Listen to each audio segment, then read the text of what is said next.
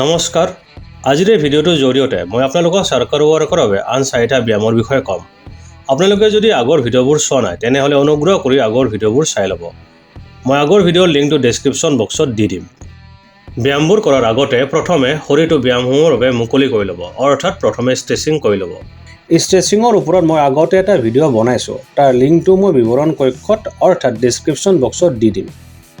এটা কথা সদায় মনত ৰাখিব যে ব্যায়াম প্ৰথম অৱস্থাত জোৰ জবৰদস্তি কৰা নাযায়।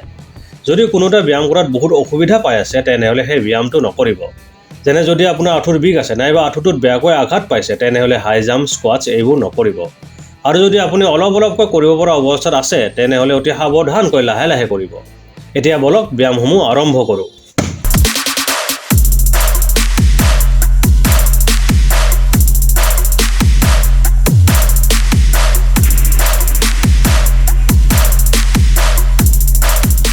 প্ৰথম ব্যায়ামটো হৈছে জাম্পিং জেক।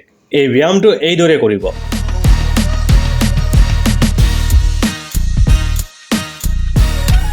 জাম্প কৰি ভৰি দুখন মেলিব লাগে আৰু হাত দুখন ওপৰত টাচ কৰিব লাগে। এইদৰে কৰিব। প্ৰথম বৃত্তটোত বেছি নকৰিব। সাধাৰণভাৱে আপুনি যিমান পাৰে সিমান কৰিব। দ্বিতীয় বৃত্তৰ পৰা পৰিমাণ বঢ়াব। এই ব্যায়ামটো কৰাৰ সময়ত হাত দুখন যদি বেছি ওপৰলৈ নিয়াত কিবা অসুবিধা পাই আছে তেনেহ'লে হাত দুখন এনেকৈ অলপ ওপৰলৈ নিলে হ'ব। প্ৰথম অৱস্থাৰ আপোনাৰ সুবিধা অনুসৰি কৰিব, ভালদৰে কৰিব।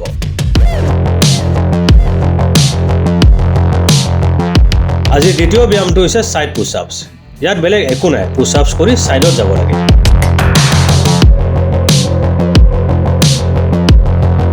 ইয়াৰ বাবে প্ৰথমে পুছ-আপ স্থিতিত আহি যাওক।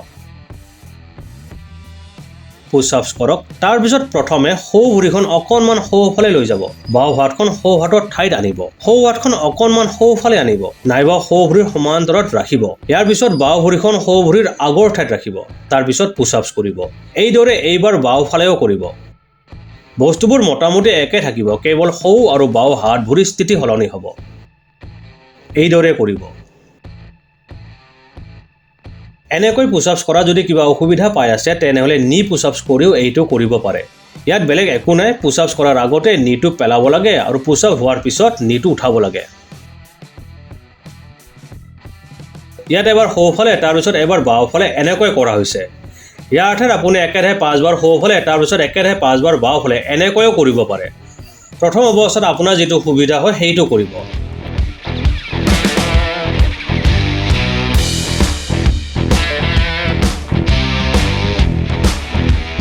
আজি তৃতীয় ব্যায়ামটো হৈছে jumping side squat. Jumping side স্কোৱাটত বেলেগ একো নাই, জাম্পিং স্কোৱাটছ কৰি ছাইডত যাব লাগে।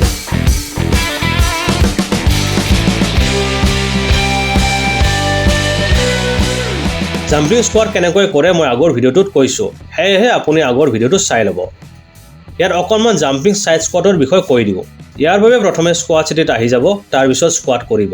আমি প্ৰথমে সোঁফালে যাম, তাৰ বাবে প্ৰথমে জাম্প কৰি বাওঁ ভৰিখন সোঁ ভৰিৰ ঠাইত আনিব। এনেকৈ। তাৰপিছত জাম্প কৰি সোঁ ভৰিখন বাওঁ ভৰিৰ ঠাইত আনিব। এনেকৈ এই ব্যায়ামটো কৰি থাকিব। এনেকৈ জাম্প কৰা যদি কিবা অসুবিধা পাই আছে তেনেহ'লে এনেকৈ জাম্প নকৰি এনেকৈও কৰিব পাৰে। স্কোৱাট কৰক, উঠক, ছাইডত যাওক। এইদৰেও কৰিব পাৰে। প্ৰথম অৱস্থাত আপোনাৰ যেনেকৈ সুবিধা হয় তেনেকৈ কৰিব। ইয়াতে আপুনি এবাৰ সোঁ বাওঁ জাম্প কৰাৰ ঠাইত 5-6 বাৰকৈ একেৰাহে এবাৰ সোঁফালে গ'লে তাৰপিছত বাওঁফালে গ'লে এইদৰেও কৰিব পাৰে।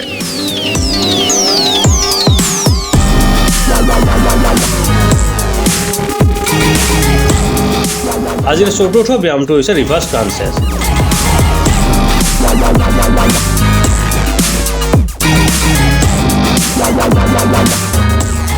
ৰিভাৰ্ছ ক্ৰাঞ্চেছটো মোটামুটি চিজাৰ ক্ৰাঞ্চেছৰ নিচিনাই।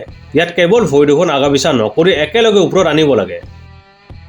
এই ক্ৰাঞ্চেছটোৰ বাবে প্ৰথমে পিঠি দি শুই লওক, হাতখন এনেকৈ ৰাখক। মূৰটো তলতো ৰাখিব পাৰে নাইবা অলপ উঠাইও ৰাখিব পাৰে। ভৰি দুখন অলপ উঠাই ৰাখক। তাৰপিছত ভৰি দুখন ওপৰত আনক, তলত লৈ যাওক, ওপৰত আনক, তলত লৈ যাওক। এইদৰে কৰি থাকক। পৰাপক্ষত ৰিভাৰ্ছ ক্ৰাঞ্চেছটো শেষ নোহোৱালৈকে ভৰি দুখন তলত নাৰাখিব। হাতখন এনেকৈ ৰাখি যদি কৰাত কিবা অসুবিধা পাই আছে তেনেহ'লে চাপৰৰ বাবে হাতখন ক'ৰবাত ধৰিবও পাৰে। প্ৰথম বৃত্তত সাধাৰণভাৱে যিমান পাৰে সিমান কৰক, দ্বিতীয় বৃত্তৰ পৰা পৰিমাণ বঢ়াব। এইদৰে কমেও 4 পৰা 5টা বৃত্ত কৰিব।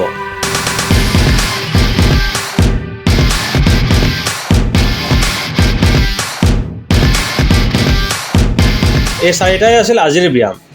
মোটামুটি ইয়াৰ আগৰ ভিডিঅ'ত কোৱা কথাখিনি ইয়াতো এবাৰ কৈ দিওঁ।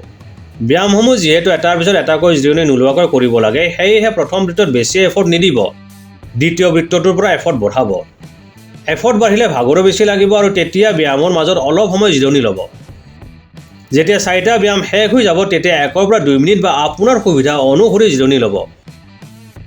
এই ব্যায়ামসমূহ বৃত্তাকাৰত নকৰি অন্য ধৰণেও কৰিব পাৰে, যেনে এটা ব্যায়াম সম্পূৰ্ণ শেষ কৰি আনটো ব্যায়াম আৰম্ভ কৰি। উদাহৰণস্বৰূপে, প্ৰথমে 4 বা 5 বাৰমান জাম্পিং জেক কৰিলে, তাৰপিছত জাম্পিং জেক সম্পূৰ্ণ শেষ কৰি ছাইড পুছ-আপছ আৰম্ভ কৰিলে, আৰু তাৰপিছত ছাইড পুছ-আপছ সম্পূৰ্ণ শেষ কৰি জাম্পিং ছাইড স্কোৱাট আৰম্ভ কৰিলে। এইদৰেও কৰিব পাৰে। ঠিক আছে, ভিডিঅ'টো আৰু দীঘলীয়া নকৰোঁ, আজিৰ কাৰণে ইমানেই। আশা কৰিছোঁ মই আপোনালোকক বুজাবলৈ সক্ষম হৈছোঁ। যদি ভিডিঅ'টো চাই ভাল পাইছে তেনেহ'লে লাইক, কমেণ্ট আৰু শ্বেয়াৰ কৰি দিব। লগতে পেজটো ফ'ল' কৰিব পাৰে। ভিডিঅ'টো চোৱাৰ বাবে ধন্যবাদ সহকাৰে নমস্কাৰ।